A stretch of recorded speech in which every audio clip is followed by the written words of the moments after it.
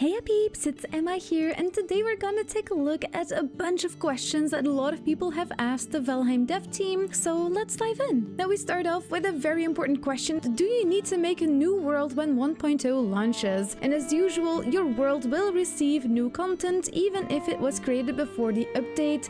It is gonna be in your best favor to make a new world. So they do mention here it's not gonna break anything, but you do best make a new world for all of the new stuff to spawn in correctly. I even made a video about this one, so if you want the long explanation, be sure to check out this one. Now, what happens to my saves at 1.0 launch? What if I have an old world? Well, they say nothing is gonna happen. Your old saves will still be where you last left them, and you can continue to play with them if you like. Next up, will 1.0 have achievements? Yes, they will. There will be a whole bunch of them. And can I get achievements if I keep playing on my old save? What if I'm playing with cheats? Now, this is a big question. The achievement system will begin to track statistics from the moment you download the 1.0 version. This means that achievements connected to killing Eikthyr, for example, will require you to kill Eikthyr again, even if you've killed Eikthyr like 500 times. This is something that we were all expecting, but there is a little bit more nuance to this question that they dive into a little bit further down here. There will also be a new system in place to prevent achievements from being unlocked if you have cheats enabled. Some dev commands, such as a free fly, will be exceptions. Very nice to see this one, because that's indeed something that I like to do as a content creator. Now, if you use most commands, such as spawn, you will have a certain kind of toggle that turns on. There is a permanent block that they talk about and a temporary block. So if your character is not the one that spawned in the item, it does not seem like your character will be permanently blocked or blocked from any of those achievements. Now, if you do pick up something that was spawned in by someone else, you will get a temporary block. And they also talk about some world modifiers, such as hammer mode, will also lock achievements. It does sound here that it's gonna be all of the achievements, not necessarily specific ones. So if you go into hammer mode, it feels like achievements will not be activated or something like that, but we'll see what happens. Be sure to like and subscribe so you stay in the loop for all of this kind of stuff. We're gonna test it all out. Now, next up, will 1.0 be playable with mods? Just like always, it takes some time for mods to be updated and to be compatible with the base game. Since we don't have any official mod support, we cannot guarantee that any mods will be functional when 1.0 releases. It's the usual stuff. I have seen some people in my comments mention this, that they are just gonna wait a couple of weeks for the mods to catch up and then they're gonna try and playtest 1.0. Will there be any public test branch before 1.0 release?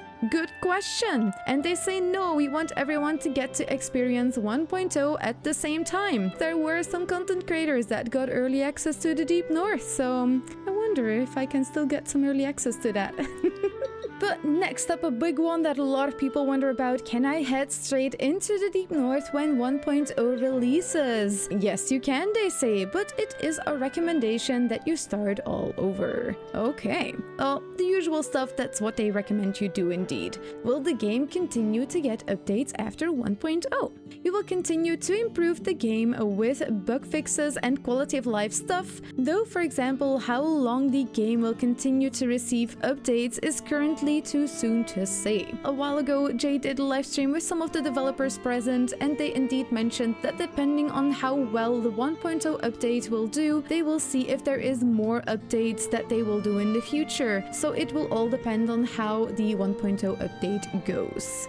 Next up, will 1.0 feature any updates to the ocean biome? And they say no, the 1.0 update focuses on the Deep North biome and the general 1.0 release of the game. There is some new content for the rest of Valheim as well, but nothing specially focused on the oceans. Some people really wonder about those updates after 1.0, and this was one of the topics they talked about that might be something that they look into if the 1.0 update it goes well, though they all remain very speculative about this. None of them confirm anything that the ocean biome might be next on the list if 1.0 goes well. I have a large building. Will 1.0 have optimizations to make it run smoother? Good question, and while 1.0 includes optimizations to some areas in the game, large builds in particular would not be highly impacted by these changes.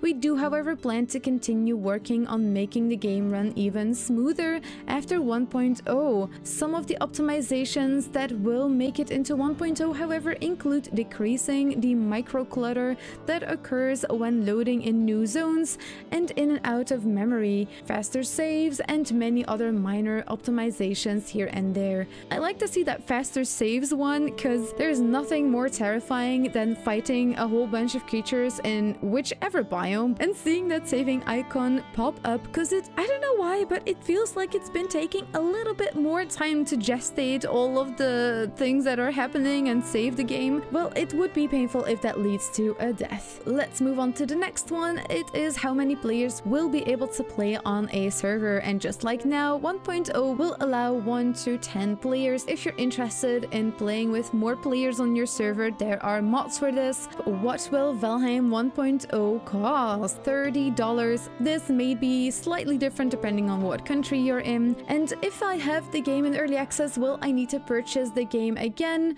No, you will not. The copy you have from early access will still work. Now, what I don't see answered with these two 1.0 questions is, will we get anything for the 1.0 release? And if you had the early access game compared to 1.0, just like the very early backers of the game got the Odin cape and the Odin hood, what about people that got the early access game before 1.0? Don't we get something special? It doesn't need to be exactly the Odin cape, but maybe a variety of it or something like it. I would really like that, to be honest. Let me know what you think in the comments below. Now, on which platform will Valheim be available? Starting on the 1.0 release, you will be able to purchase Valheim on Steam for Windows, Linux, and Mac. Valheim will also be available on Xbox One, Xbox Series XS, PlayStation 5, and Nintendo Switch 2. Now, how large is the estimated download size for Valheim? Because it's gonna be a bit bigger than it used to be. Valheim 1.0 will be about 1.3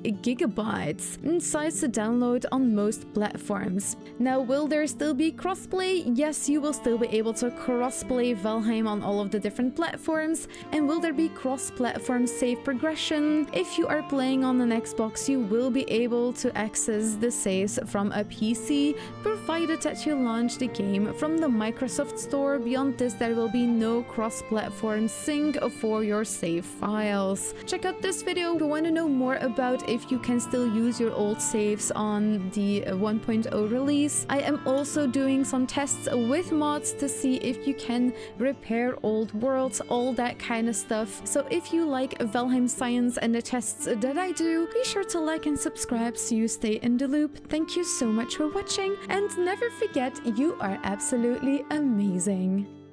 Daghé!